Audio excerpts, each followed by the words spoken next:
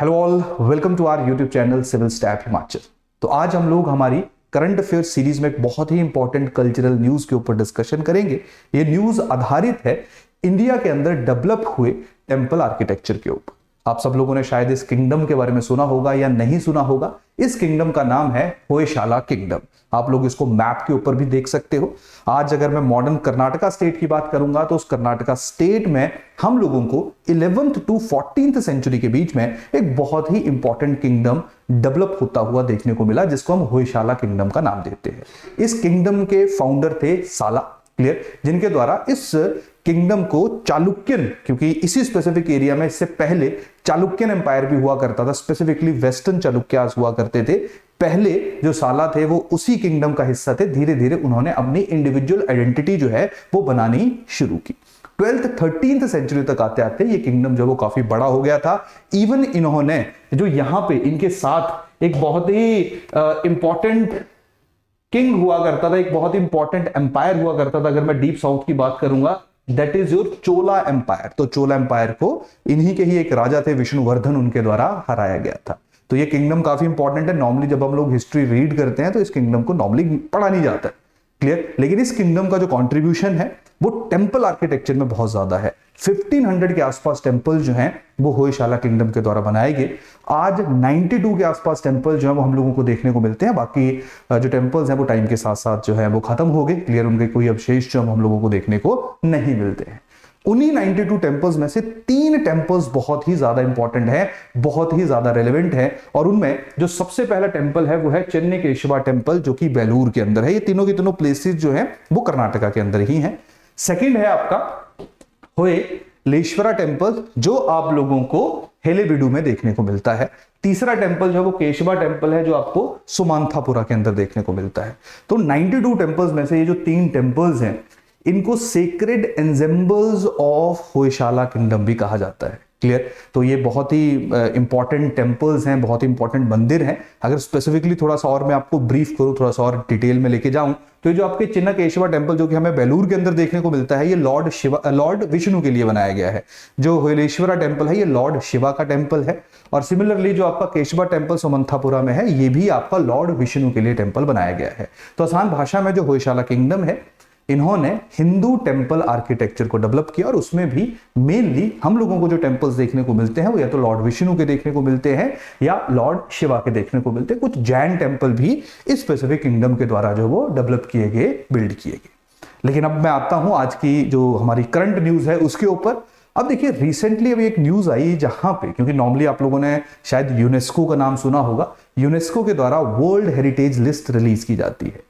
उस world heritage list में India के बहुत सारी प्लेसेस हैं। जिस भी प्लेस को उस लिस्ट का हिस्सा बनाया जाता है तो सबसे पहला फायदा उस जगह को होता है कि उसको इमीडिएटली इंटरनेशनल रिकॉग्निशन मिल जाती है कि यूनेस्को ने इसको वर्ल्ड हेरिटेज जो है वो डिक्लेयर कर दिया। तो थोड़ा टूरिज्म का फायदा जो है वो स्पेसिफिक जगह को होना शुरू हो जाता है। सेकेंडली, यूनेस्को के द्वारा उसको टेक्निकल और फाइनेंशियल सपोर्ट भी प्रोवाइड की जाती है। यही कारण है बहुत सारी प्लेसेस हमारे यहाँ पे ऐसे हैं जो एक्सपेक्ट करते हैं कि उनको यूनेस्को वर्ल्ड हेरिटेज लिस्ट के अंदर ऐड किया जाए। तो अभी तक जो मंदिर, जो टेंपल्स होयशाला के द्वारा बनाए गए थे, होयशाला एम्पायर के द्वारा बनाए गए थे, वो वर्ल्ड हेरिटेज लिस्ट का हिस्सा नहीं है। तो अगर किसी को वर्ल्ड हेरिटेज लिस्ट का हिस्सा बनना है तो उसको कुछ प्रोसीजर्स फॉलो करने पड़ेंगे, जिनमें कोई भी एक देश जो भी यूनेस्को का मेंबर है वो सबसे पहले अपनी रिक्वेस्ट, अपनी रिप्रेजेंटेशन भेजता है कि इन स्पेसिफिक जगहों को वर्ल्ड हेरिटेज लिस्ट का हिस्सा बनाया जाए। तो अभी रिसेंटली जो सेक्रेड एंजेम्बल्स ऑफ होयशाला एम्पायर है, उनको इंडिया के जो रिप्रेजेंटेटिव है यूनेस्को के अंदर, विशाल शर्मा, उनके द्वारा आगे फॉरवर्ड किया गया है। 2022 में चांसेस हैं कि इन टेंपल्स की इंस्पेक्शन होगी और मे बी 2023 में शायद इनको वर्ल्ड हेरिटेज लिस्ट के अंदर ऐड किया जा सकता है। अभी तक ये उसका हिस्सा नहीं है। इसका हिस्सा बनने का फायदा क्या है वो थोड़ी देर पहले मैंने आप सब लोगों के साथ डिस्कस कर लिया। तो होपफुली जो करंट न्यूज है, जहां पे हम लोगों को होयशाला टेंपल आर्किटेक्चर देखने को मिला या होयशाला टेंपल आर्किटेक्चर से रिलेटेड करंट अफेयर देखने को मिला, उसका पूरा जो कंटेक्स्ट है होपफुली आप सब लोगों को समझ आ गया होगा। अब हम बात करते हैं इस टेंपल आर्किटेक्चर को थोड़ा सा और गहराई में समझने का प्रयत्न करते हैं, कोशिश करते हैं, प्रयास करते हैं। तो सबसे पहले मैं आपको होयशाला टेंपल आर्किटेक्चर के बारे में बताऊं, पहले हम लोग देखते हैं कि इंडिया के अंदर जो डेवलप हुए 2 important types of temple architecture है, जिनमें पहला आपका है Dravida style of architecture and second आपका है नगारा या नगर स्टाइल ऑफ आर्किटेक्चर। द्रविड़ा और नगर स्टाइल ऑफ आर्किटेक्चर की अगर मैं बात करूंगा तो इंडिया का जो नदन वाला एरिया है वहां पे मेरे को नगारा या नगर स्टाइल ऑफ आर्किटेक्चर डेवलप होता हुआ देखने को मिला।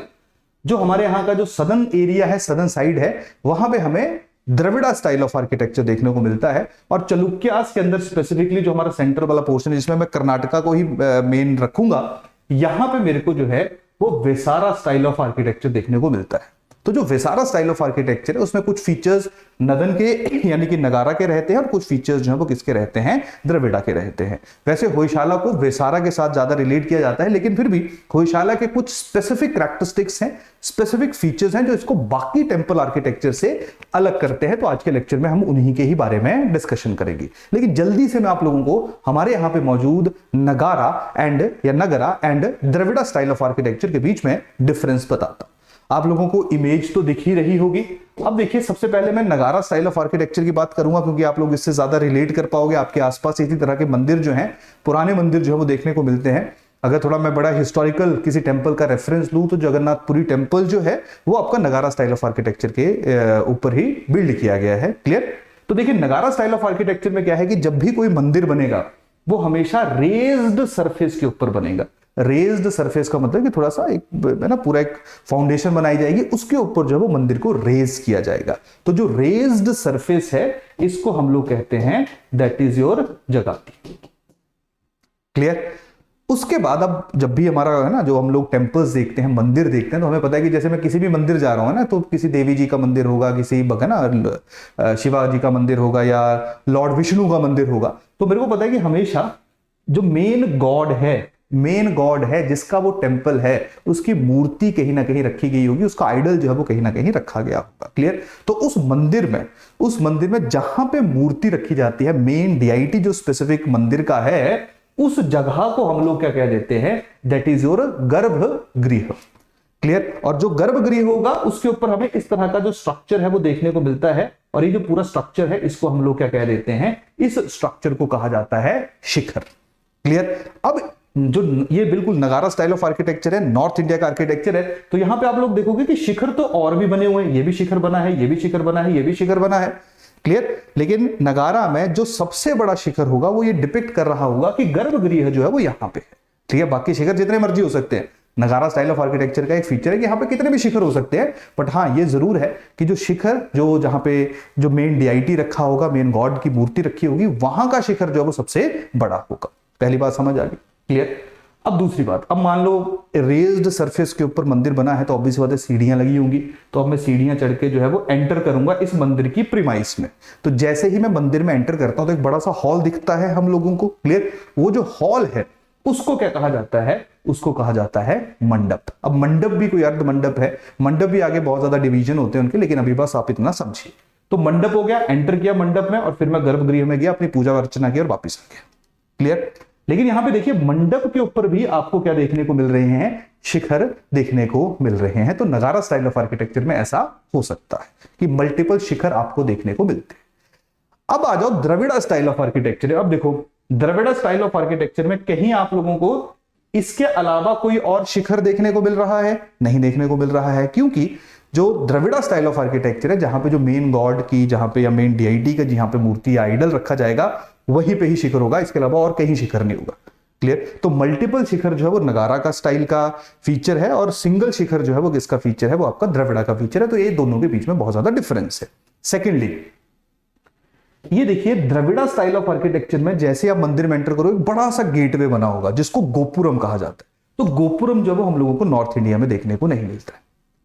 नेक्स्ट डिफरेंस क्या है कि यहाँ पे वाटर टैंक ज्यादा होते हैं, यहाँ पे वाटर टैंक जो है वो ना के बराबर है। कुछ जगहें ऐसी हैं जहां पे देखने को मिलते हैं, जो गुजरात वगैरह वाले एरियाज हैं, नहीं तो नॉर्मली नहीं। क्लियर? सिमिलरली, अगर मैं बाउंड्री वॉल की बात करूंगा तो यहाँ पे नगारा में बाउंड्री वॉल नहीं है, यहाँ पे मेरे को जो है वो बाउंड्री वॉल देखने को मिलती है। तो कुछ डिफरेंसेस हैं जो हम लोगों को नगारा and Dravida style of architecture में देखने को मिलते हैं। ये मैं आप लोगों को इसलिए बता रहा हूं क्योंकि जो होयशाला स्टाइल ऑफ आर्किटेक्चर है वो ऑब्वियस बात है इनसे बोरो करेगा और कुछ अपनी नई फीचर्स इंट्रोड्यूस करेगा। तो यही रीजन है कि ये चीज समझाना आपको आवश्यक था, ताकि आप होयशाला के बारे में ज्यादा गहराई में अंडरस्टैंड कर सको, ज्यादा अच्छे तरीके से उसको समझ सको। एक और चीज है, जब हम टेम्पल आर्किटेक्चर की बात करते हैं तो यहां पे हमारे यहां पे पंचायतन स्टाइल ऑफ जो है आर्किटेक्चर को यूज किया जाता है। पंचायतन का मतलब क्या है कि जहां पे ये let us suppose main God है, गर्भगृह जहां पे है, मेन टेंपल है, ये सराउंडेड होता है छोटे छोटे 4 टेंपल से। तो मेन श्राइन जो है वो 4 स्मॉल श्राइन्स के साथ सराउंडेड होती है। इसको हम लोग पंचायतन स्टाइल ऑफ आर्किटेक्चर कहते हैं। तो इस तरह का आर्किटेक्चर हमें नॉर्थ में भी देखने को मिलता है और इस तरह का आर्किटेक्चर जो है वो हम लोगों को साउथ में भी देखने को मिलता है। तो कुछ सिमिलैरिटीज भी है, गॉड सेम है, सब सेम है, लेकिन हाँ जिस तरीके से डिजाइन बनाए गए हैं, जिस तरीके से मूर्तियां बनी हैं, वो काफी डिफरेंस जो है वो आपको नॉर्थ और साउथ इंडिया के टेम्पल्स में यानी कि नगारा and Dravida style of architecture के बीच में कर देते हैं। क्लियर। और कुछ हमारा वेसारा है, जैसे पटाडकल वाले एरियाज हैं, क्लियर, वहां पे हमें Vesara style of architecture mainly देखने को मिलता है। तो वहां पे क्या है कि वहां पे मिक्स हो जाता है, क्लियर, यानी कि कुछ फीचर्स नगारा के हैं, कुछ जो है वो आपके द्रविड़ा के। अब यहां पे बात आती है कि जो होयशाला टेंपल आर्किटेक्चर है वो कैसे डिफरेंट है इन दोनों टेंपल आर्किटेक्चर से। तो अब देखो यहाँ पे सबसे पहले ये आपका होयलेश्वरा टेंपल है, होयशाला टेंपल आर्किटेक्चर का एक बहुत ही परफेक्ट एग्जांपल है। यहां से हमें बहुत ज्यादा चीजें जो वो क्लियर हो जाएंगी। क्लियर। देखिए टेंपल आर्किटेक्चर में क्या होता है कि कभी जो बाहर की वॉल्स हैं उनके ऊपर बहुत हैवी स्कल्पचिंग की गई होती है, यानी कि वहां बहुत हैवी स्कल्पचर बनाए गए होते हैं, डिजाइन किए होते हैं। कभी होता है कि अंदर किए गए होते हैं, क्लियर, कभी होता है कि प्लेन्स होते हैं। तो जब हम लोग इस स्पेसिफिक टेंपल को देख रहे हैं तो यहाँ पे दिख रहा है आपको बहुत ही सुंदर से जो है वो स्कल्पचर्स बनाए गए, डिजाइन मूर्तियां सी बनाई गई हुई है, मतलब पत्थर के ऊपर जो वो कढ़ाई की गई है, क्लियर, चिजल किया गया है प्रॉपर, डन। दूसरा, आप लोगों को ये एक रेज्ड प्लेटफॉर्म के ऊपर डेवलप होता हुआ या बिल्ड होता हुआ देखने को मिल रहा है, क्लियर, जो सेम है नगारा की तरह। तीसरा, यहां पे जो शिखर बना है ये बहुत इंपॉर्टेंट है। अब मैंने आपको कहा था कि नगारा में जो शिखर तो मल्टीपल होंगे, लेकिन जो सबसे बड़ा शिखर होगा वो बताएगा हमें कि यहाँ पे गर्भगृह है, यहाँ पे पूजा करने जाना है। लेकिन जब हम लोग होयशाला की बात करेंगे तो होयशाला में सारे के दोनों जो शिखर है, अब देखो यार होयशाला में डिफरेंस है। होयशाला में हम लोगों को जो है वो द्विकुट, त्रिकुट, क्लियर, मतलब द्विकुट का मतलब है जहां पे 2 शिखर होंगे, त्रिकुट का मतलब है जहां पे 3 शिखर होंगे, एक कुट का मतलब है जहां पे एक ही शिखर होगा। तो जो बेलूर में होयशाला टेंपल हमें देखने को मिलता है वहां पे एक कुट है, वो मतलब एक ही वहां पे शिखर है। जो हमें होयलेश्वरा में देखने को मिलता है वहां पे वो द्विकुट है, यानी कि वहां पे 2 कुटिया 2 शिखर जो है वो हम लोगों को देखने को मिलते हैं। तो यहाँ पे शिखर की जो हाइट है वो सेम है। तो शिखर की हाइट का सेम का मतलब क्या है कि यहाँ पे भी आपको गर्भगृह देखने को मिलेगा और यहाँ पे भी आपको गर्भगृह देखने को मिलेगा, यानी कि यहाँ पे मल्टीपल गर्भगृह जो है वो हो सकते हैं। शिखर की हाइट जो है वो सेम है। जैसे होयलेश्वरा की स्पेसिफिकली अगर मैं बात करूंगा तो एक साइड जो शिवा की पूजा की जाती थी वो राजा के द्वारा की जाती थी, दूसरी साइड जो है वो रानी के द्वारा की जाती थी, क्लियर। तो इसलिए 2 अलग अलग जो हम लोगों को शिखर जो है वो होयलेश्वरा टेंपल जो है वहां पे देखने को मिलते हैं, क्लियर। और जहां पे आपका होयलेश्वरा टेंपल है वहां पे कैपिटल शिफ्ट हुई थी, पहले बेल्लौर में कैपिटल होती थी, वहां पे जहां पे आपका होयलेश्वरा टेंपल है वहां पे जो होयशाला एम्पायर है उसके द्वारा अपनी जो कैपिटल है उसको शिफ्ट कर दिया गया। थोड़ा डिफरेंस समझ आ रहा है कि यहाँ पे शिखर जो वो बराबर है। तीसरा और सबसे इंपॉर्टेंट क्या है कि जो नगारा और द्रविड़ा में हमें देखने को मिलता है कि पंचायतन स्टाइल ऑफ आर्किटेक्चर है, यहां पे पंचायतन स्टाइल ऑफ आर्किटेक्चर नहीं है। यहां पे जो टेंपल बना है वो स्टार लाइक स्ट्रक्चर के ऊपर बना हुआ है। स्टार लाइक स्ट्रक्चर का मेरा मतलब क्या है कि होपफुली आप लोगों को दिख रहा होगा ये ठीक है, मतलब ऐसे है, इसकी जो फाउंडेशन है वो ऐसे है। वो रियलिटी में स्टार लाइक नहीं, वो अलग अलग स्क्वायर्स हैं, तो स्क्वायर एक दूसरे को काटते हैं, तो जब हम बाहर से ऊपर से देखते हैं तो हमें वो स्टार लाइक स्ट्रक्चर के रूप में जो वो स्टेलेट के रूप में जो है वो देखने को मिलता है, क्लियर। यहां पे कहानी समझ आ रही। नेक्स्ट है, इसमें जो पत्थर यूज होता है, स्टोन के बने हुए हैं सारे टेंपल्स, जो स्टोन यहां पे यूज होता है वो बेसिकली सोप स्टोन होता है। सोप स्टोन, सोप स्टोन जो है वो एक तरह की मेटामॉर्फिक रॉक है। और आपको पता ही होना चाहिए, ज्योग्राफी है होपफुली आप लोगों को आती होगी, कि जो हमारा साउथ वाला एरिया है वहां पे आप लोगों को सिस्ट और नीस जो बहुत ज्यादा देखने को मिलती है। बेसिकली काइंड ऑफ सिस्ट है, सिस्ट मेटामॉर्फिक रॉक है, बहुत हैवी है रॉक रहती है, मुश्किल होता है इसका टूटना भी और मुश्किल होता है इससे मंदिर बनवाना भी। लेकिन इन्होंने जो वो बहुत सुंदर मंदिर इतनी आकृति, इवन की जैसे इनमें क्या है कि जो बाहर स्कल्पचर बनाए गए हैं वो हर तरह के स्कल्पचर्स हैं, एनिमल्स के स्कल्पचर्स हैं, फ्लावर्स के स्कल्पचर्स हैं, इवन की जो कहानियां जैसे समुद्र मंथन है उसके स्कल्पचर इनके द्वारा बनाए गए हैं। सिमिलरली जब हम बात करेंगे कि जैसे जो गणेशा हैं उनके स्कल्पचर बनाए गए और उन स्कल्पचर्स को ऐसे डिजाइन किया गया कि जैसे अगर गणेशा जो वो बैठे हुए हैं अपने माउस के ऊपर, क्लियर, तो ऑब्वियस ही बात है उनका जो माउस है वो छोटा है, उसका साइज, गणेश का साइज जो वो बड़ा है, क्लियर, गॉड गणेश का साइज जो वो बड़ा है। तो गणेश के बाहर से जो प्रॉपरली ऐसे टिल्ट होता हुआ, यानी कि जो स्कल्पचर आर्टिस्ट उनकी इमेजिनेशन थी कि जैसा शायद माउस हो सकता है कि है ना, एक भगवान गॉड जब उसके ऊपर विराजमान है तो उसकी शेप कैसे होगी, तो आगे की टांगे उसकी खड़ी है, पीछे वाली टांगे जो बैठी हुई जैसे ऊपर से किसी ने बाहर दिया हुआ। तो बड़ी ही सुंदर आर्टिस्टिक जो है वो आपको आर्टिस्ट जो है वो स्पेसिफिक जगह के ऊपर आपको देखने को मिलते हैं। तो यहाँ पे पंचायतन स्टाइल नहीं है, यहाँ पे जो है आपको स्टार लाइक स्ट्रक्चर देखने को मिलता है। तो जैसे स्टार लाइक स्ट्रक्चर नीचे है ना, वैसे ही ऊपर भी है, यानी कि जहां से शिखर आपका शुरू होगा तो यहाँ पे भी आपको स्टार लाइक स्ट्रक्चर देखने को मिलेगा। थोड़ी देर में मैं कुछ और टेम्पल्स की आपको फोटो दिखाता हूँ। देखो ये वाटर टैंक बना हुआ है, तो यहाँ पे हमें जो कुछ एरियाज हैं जहां पे हमें वाटर टैंक भी देखने को मिलता है, अगर क्योंकि वैसे भी साउथ इंडिया में वाटर का इशू रहता ही है, तो वहां पे वैसे भी टैंक जो है वो ज्यादा बने होते हैं। ये देखिए ये प्रॉपर स्कल्पचर्स हैं, अलग अलग गॉड्स के स्कल्पचर्स हैं, ठीक है, भगवानों के स्कल्पचर्स हैं, है ना, कुछ जो हमारी हिस्टोरिकल कहानियां हैं उनके स्कल्पचर्स हैं। क्लियर। अब ये जो है वो है कि जब आपने मंदिर के अंदर एंटर करना है, यानी कि जब आप मंडप में एंटर कर रहे हो तो आप लोगों को मंडप के बाहर जो है वो आपको मकर तोराना देखने को मिलता है। इसको मकर तोराना कहते हैं, मकर तोराना देखने को मिलता है। बड़ी ही सुंदर सा स्कल्पचर बनाया गया है। इसका मतलब है door to heaven. Clear, welcome to the heaven, कि जैसे आप क्रॉस करोगे इस दरवाजे को तो आप जो है वो हेवन के अंदर आ रहे हो, जो कहीं ना कहीं मंदिर में जाने का हमारा मेन उद्देश्य भी रहता है। अब जैसे ही आपने इस गेट को क्रॉस किया तो आप कहां गए, आप जो है वो इस एरिया में आ गए। ये क्या हो गया आपका, दिस इज योर मंडप। यही होता है ना कि हॉल में आ गए।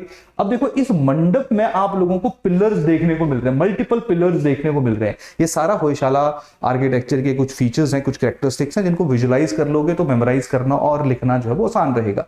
तो जो होयशाला टेम्पल आर्किटेक्चर है वहां पे हम लोगों को जो देखने को मिलते हैं, जितने भी हमारे पिलर्स रहते हैं, इनकी देखिए शेप देखिए, सारे के सारे सर्कुलर शेप की, सारे के सारे जो है वो आपके सर्कुलर शेप में हम लोगों को देखने को मिल रहे हैं। Clear, done. ये देखो ये जो मैं बोल रहा था ना स्टार लाइक, ये शिखर का वो है, शिखर का स्ट्रक्चर है। देखिए ये दिस इज, जिसको हम स्टेलेट भी कहते हैं। क्लियर। तो जैसा नीचे वाला एरिया है वैसे ही जो शिखर बना होगा वो भी आपका स्टार लाइक स्ट्रक्चर में ही हम लोगों को ऊपर की तरफ उठता हुआ देखने को मिलेगा। और ये तो चलो हम लोगों ने वैसे भी डिस्कस कर ही लिया।